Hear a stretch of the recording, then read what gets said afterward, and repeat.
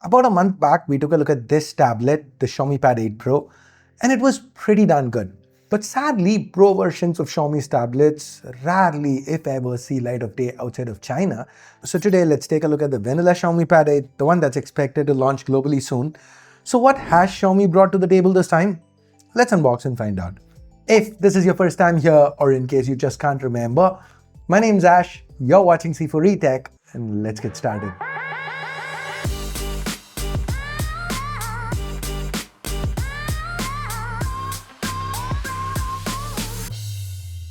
This is the box the Xiaomi Pad 8 comes in.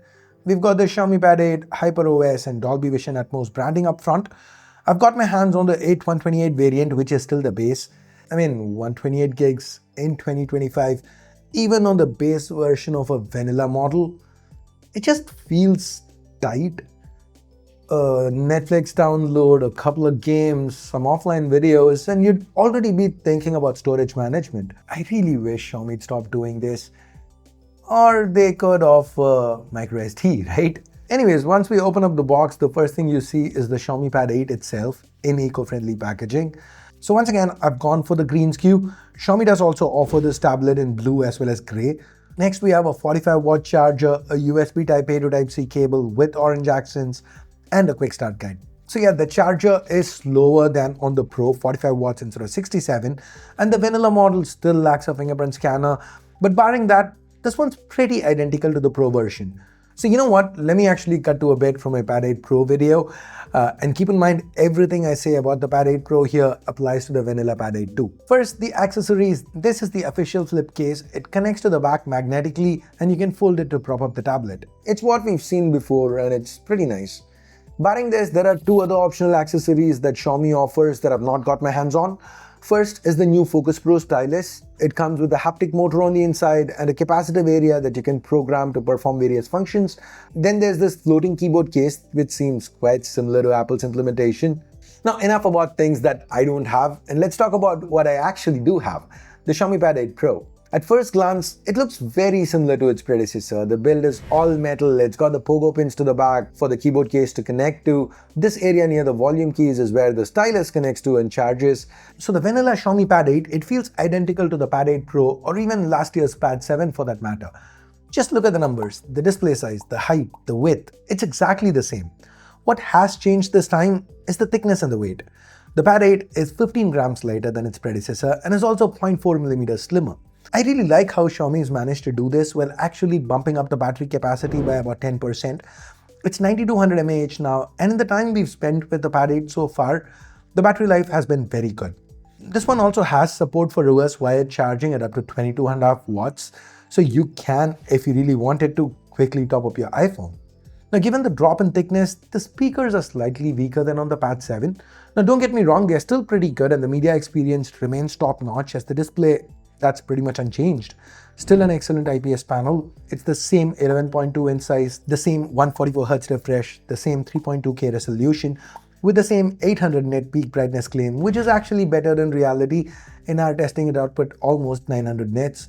Xiaomi also offers a matte display option for the regular Pad 8 too, in case you want to cut down on reflections.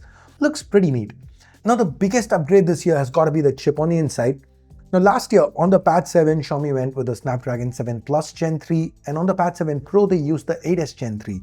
Now the chip they've used on the vanilla model this year, it's better than both those chips I just mentioned, because this time they've gone with the Snapdragon 8S Gen 4, and compared to the 7 Plus Gen 3 from the Pad 7, this should get you a decent 25-30% bump in performance with both CPU as well as GPU. So you should be able to run pretty much anything you want without any issues. That said, once again, the Pad 8 did not let me run 3D Mark, so I don't have stability scores, but with all the games we tried, the Pad 8 did not get hot. So from a performance perspective, I think Xiaomi's once again done very well. For software, let me again cut to my Pad 8 Pro video since it's all identical. With software, this is HyperOS 3 built atop Android 16, and given all the raw performance power underneath, there's no surprise that the user experience was very good, smooth, responsive.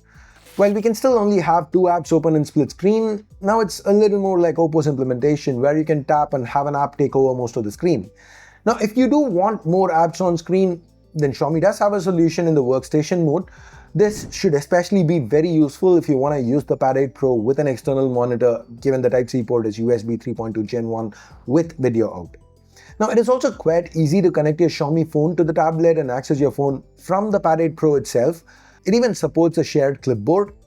It's not just that, the Pad 8 Pro even plays nice with Apple devices. Hell, you could have it double as a second touchscreen display for a MacBook if you wanted to. So overall, from a software perspective, Xiaomi seems to have done well. Coming back, the cameras remain unchanged from the Pad 7. I mean, cosmetically, the flash looks a little different, but that's about it. The 13 megapixel rear camera should be fine for the casual picture, and the 8 megapixel selfie camera should be fine for the occasional Zoom call. So overall, the Xiaomi Pad 8 feels like one of those tablets that quietly gets everything right. No flashy gimmicks, just a solid, dependable daily device. Now, the starting price in China has gone up from last year. It's up 10%, which would have been an easier pill to swallow if they'd up the base to 256 gigs, especially given the lack of micro SD. But still, the Pad 8, it seems to offer a whole lot of value, and at 10% above the launch price of its predecessor, I'd still say it's very competitive. So what do you think about the Xiaomi Pad 8? Leave a comment down below. And if you've made it this far, drop this video a like and get subscribed if you haven't yet. It does help the channel out a lot. So thanks for watching. Ash out.